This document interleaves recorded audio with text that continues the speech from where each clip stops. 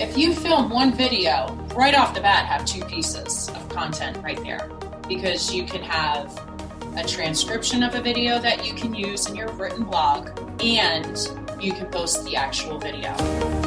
You're listening to the Legal Mastermind Podcast with your hosts Ryan Klein and Chase Williams, the go-to podcast for learning from the experts in the legal community about effective ways to grow and manage your law firm. Welcome to another episode of the Legal Mastermind Podcast. This is your host, Ryan Klein. As always, I have Chase Williams. And today we have special guests, Christina and Joe Hammond. How's it going, guys? Hello. Thank you for having us. Absolutely. And you two are the owners of Producify.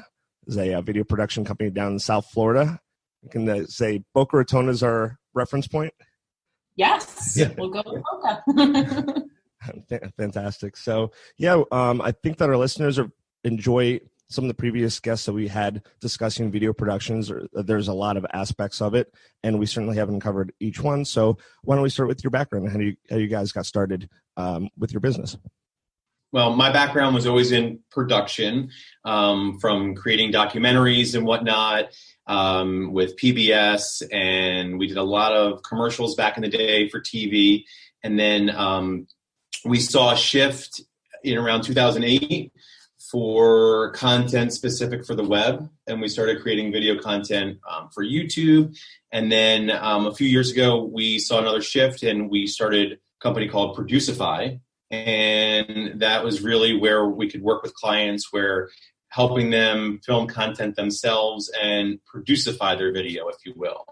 So originally, I'm actually trained as a scientist, and so this has been like a really interesting transition for me. I basically went from dealing with data that had to do with animals and plants and locations to then using that skill set and bringing it to the marketing side, and it's just been incredible. It's what I do is literally have fun every day.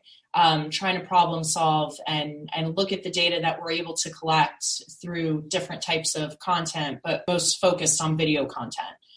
And so as CEO of the company, that's, one of the pieces of my daily routine is, the data, the analytics, really understanding our target audiences, our clients' target audience, and crafting video content that's going to really help them get to where they need. Awesome. I think we're all on the same page of how important video is based off of everything we're seeing online, all of our past guests. I know me and Ryan have made a priority in 2020 to start doing more videos ourselves. So really, I guess the first question is, how do you get started? Really, we started off as, like Joe had mentioned, creating, documentaries and really creating these stories for clients.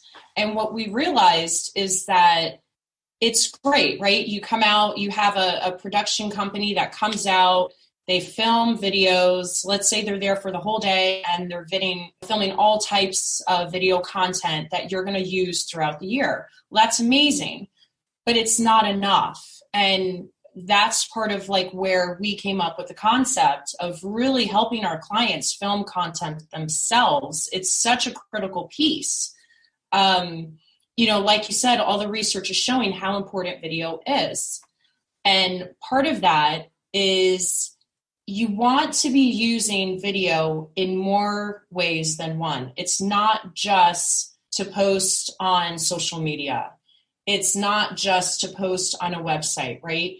You want to be thinking of creative ways to make your own videos that you can be doing this daily. So let's talk a little bit about that daily content then, because I think that a lot of lawyers, when we talk to them and we mention the idea of video content, it's like, what is it? You're just going to walk around my office filming me working or something, or talking to clients? Am I just going to talk about what the equivalent of an FAQ? Am I just answering questions? And it turns out there's way more opportunities people realize that they can be taking advantage of. So you want to discuss some of the other topics or other ways lawyers can be engaging in the daily video content?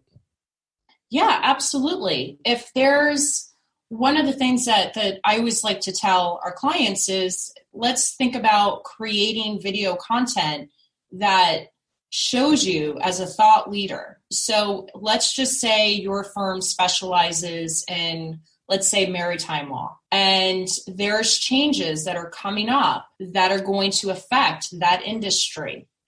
Well, if you're creating content based on that information, you're then going to be viewed as the thought leader within that category, right? So your clients are going to be looking at your content as daily, weekly, however, they need that information. They're going to be looking at it to see how they need to prepare moving forward, how they, and like, just think about that, right? That they're seeing you as the industry leader. They're using your information to help themselves. They're going to want to continue working with you. You want to use the content to stay on top or even just stay ahead of what's going to happen. And by being that thought leader, that's what you're doing. Yeah, I think another thing when what types of videos can legal do, right? And we've worked within the corporate and 100 law firms. We've also worked with personal injury attorneys. And one of the things personal injury attorneys do is they have a camera set up, a microphone set up, and when somebody's coming in to pick up a settlement check, that's really a pretty emotional time for that particular person. And that's when they ask them what their experience was like. And that's when they get that testimonial. And depending on how that workflow is for them, they're able to get testimonials, whether that's a daily, weekly, et cetera, that they wouldn't be able to achieve if they didn't have a studio set up, or they didn't have at least, maybe not a studio, but a camera set up in a conference room that they were ready, that was basically turnkey. Or even just being cost effective, right? You're not going to hire a full production team to come out and film that one testimonial. Let's say you have 3 individuals coming in one day that, they're so excited. You did such an amazing job for them. And again, it's like that daily content that you can be grabbing, that you don't need a full production team. I agree with that. I think that's just such a great opportunity to have something on the spot to capture that video testimonial. And then also on the flip side, not just for the clients, but for the lawyers. I know from my experience in-house, whenever a lawyer came back, let's say a criminal defense firm came back, just had an amazing resolution. It was potentially someone who was going to go to jail for like 20 years. And then they got the case completely dropped and they're feeling amazing about that. And in that situation, you say, hey, come in here and let's film, let's record, the case and the resolution. And that's great content as well. Yeah, absolutely. And another thing is that once you're starting to do that and it becomes a norm, typically you'll have your 5 to 8 stock questions that are going to keep things moving along. And it really makes things a lot smoother, whether that's testimonial side of things, or it is that you just got back from this great case and got this great resolution. Let's go through what worked, what didn't work, and having those sort of questions there to really keep things top of mind. So once these videos are produced, I think it's easy to sort of sit in front of a camera and talk, especially when you're an expert on the subject. What's the best way to go about the editing afterwards? I know Macs come with like iMovie. Is it better to outsource it, have it in-house? What have you found from your experience? We recommend that you use an editor that has experience with storytelling. It's one thing to film these amazing shots. We've all seen them. They're beautiful shots. The staircase, someone's climbing up the stairs, or the very dramatic going down the stairs shot. It's does something. However, is it really telling the story? And so what we say is, can it be done in-house? Absolutely. Should it be done in-house? If you have a professional editor in-house that is an expert with storytelling, yes, you absolutely should, right? But if you don't, editing really is just such a critical piece to the overall video. You really have to understand who the audience is. You really need to understand what type of behavior you're trying to elicit from the viewer. You can put great video together that looks beautiful, landscape shots, all these different things. But we're really all about creating video content that's going to convert. And so that's something that we recommend, that you outsource that if you don't have a professional in-house.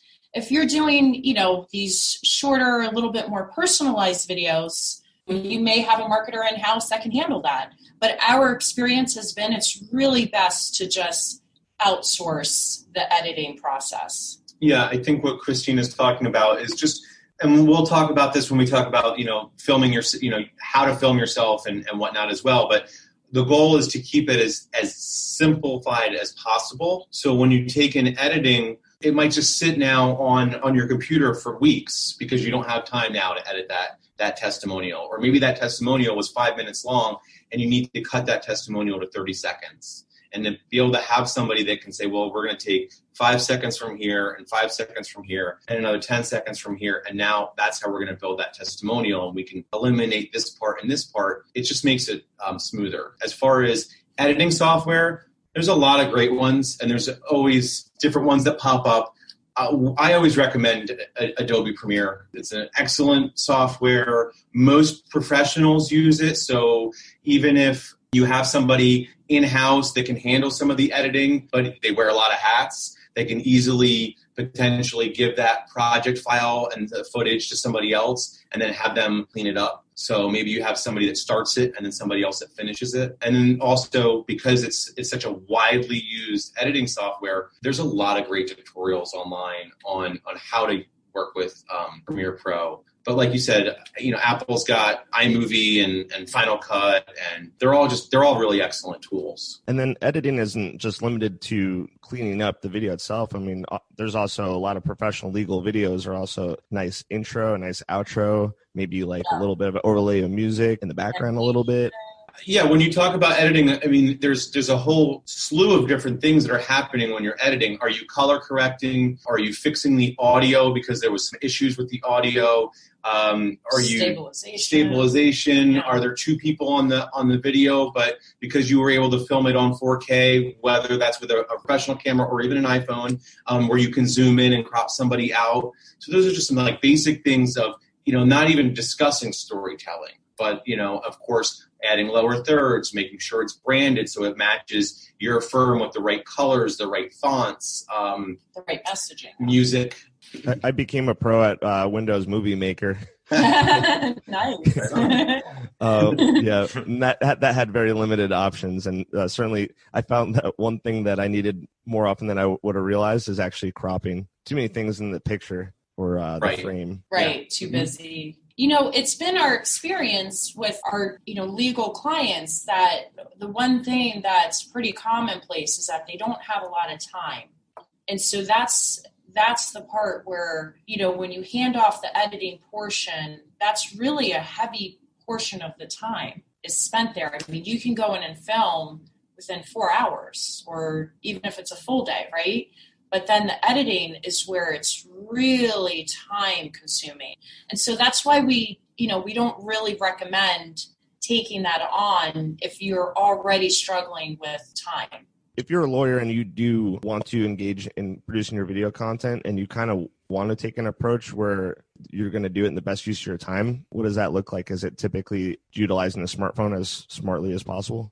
Yeah, I mean, short answer is yes. We've worked with clients where they've used professional cameras as well, and professional cameras have a lot of advantages, right? They're going to have a nicer depth of field. They're going to have more options to control the focus and the iris and those types of things, which are really great. At the same time, they can really hinder your video if you're not a video person, and now the autofocus isn't working or the exposure isn't working right, or in the most basic sense, you don't have the camera with you today, right? You left it at a different office. Your phone is with you pretty much 24 hours a day, 7 days a week. We've all taken home videos or great videos of our